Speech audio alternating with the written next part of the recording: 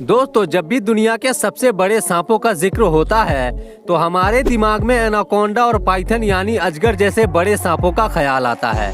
लेकिन अगर मैं आपको कहूं कि आज से लाखों साल पहले ये धरती एक ऐसे बड़े और भारी भीमकाय सांप की गवाह रह चुकी है जिसके आगे आज के एनाकोंडा और पाइथन तो दूध पीते बच्चे हैं।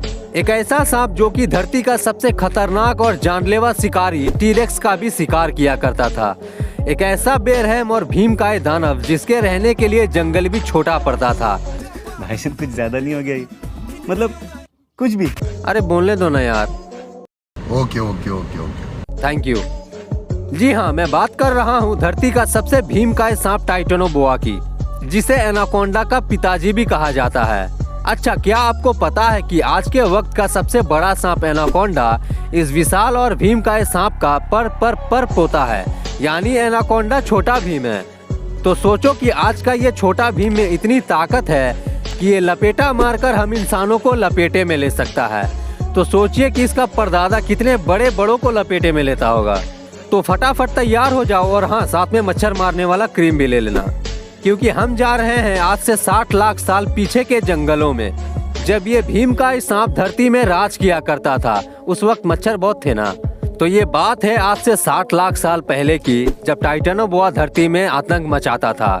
आपको जानकर हैरानी होगी कि इस विशालकाय सांप का नाम टाइटेनोबोआ टाइटैनिक जहाज के नाम पर रखा गया है, क्योंकि जिस तरह जहाजों में टाइटैनिक सबसे विशाल था, उसी तरह सांपों में टाइटेनोबोआ भी सबसे विशाल था। टाइटेनोबोआ सांप की लंबाई 40 से 50 फुट तक की होती थी तथा ये 4 फीट चौड़े होते थे और इनका वजन 1000 से लेकर 1500 किलो के करीब रहता था। जबकि आज के समय के एनाकोंडा सांप की लंबाई 30 फीट और इनका वजन 250 किलोग्राम होता है। यानी टाइटेनोबोआ एनाकोंडा से लंबाई में दुगना और वजन में 4 गुना हुआ करता था। टाइटेनोबोआ सांप का इतना विशालकाय होने का कारण उस समय के तापमान को बताया जाता है, जो कि 90 डिग्री सेल्सियस हुआ करता था। और ये ठंडे खून वाली जीव जैसे कि टाइटेनोबोआ के लिए तो सोने पे सुहागा था, क्योंकि इसके बढ़ने के लिए ये तापमान अनुकूल था। टाइटेनोबोआ पूरी तरह से मांसाहारी होता था। यह सांप जहरीले नहीं होते थे, लेकिन इसका वार इतना जोरदार होता था कि एक ही वार में शिकार मर जाता था। इनके काटने की शक्ति 400 एलबीएस यानी 181 किलोग्राम प्रति इंच मानी जाती है। टाइटेनोबोआ आज के सांपों जैसे कि एनाकोंडा और पाइथन की तरह शिकार को लपेटकर उसका दम घोटकर नहीं मारता था, बल्कि शिकार को उससे भी भयानक मौत देता था।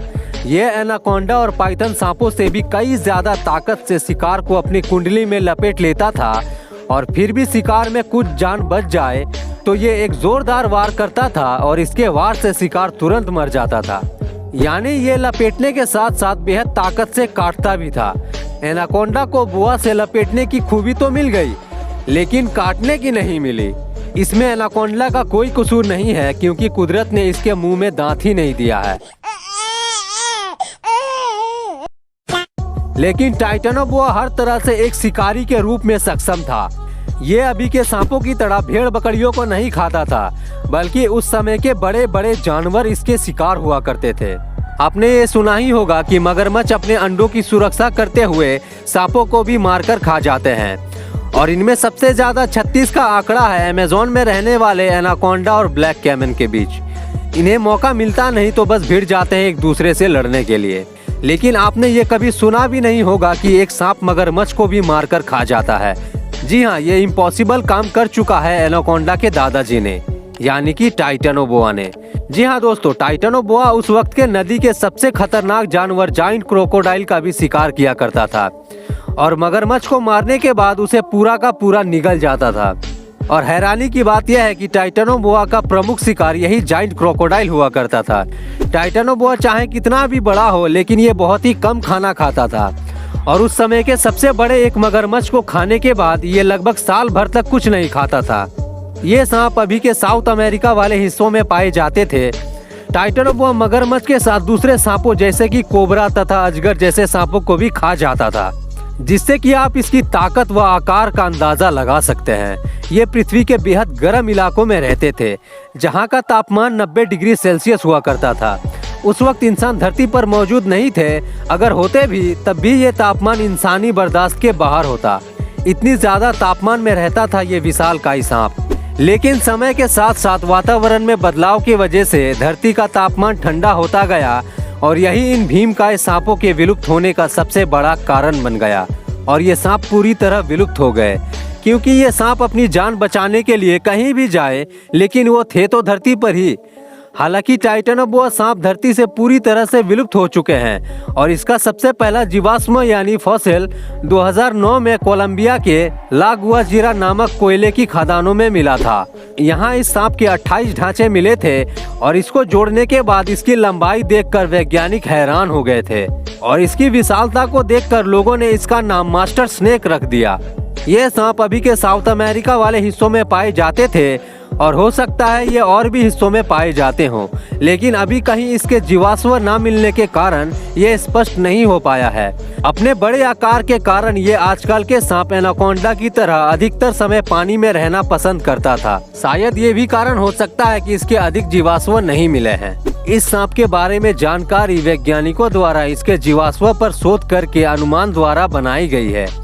अगर इसके बारे में अनुमानित जानकारी सच है तो हमें खुश होना चाहिए कि ये विशालकाय सांप आज के समय में धरती पर मौजूद नहीं है।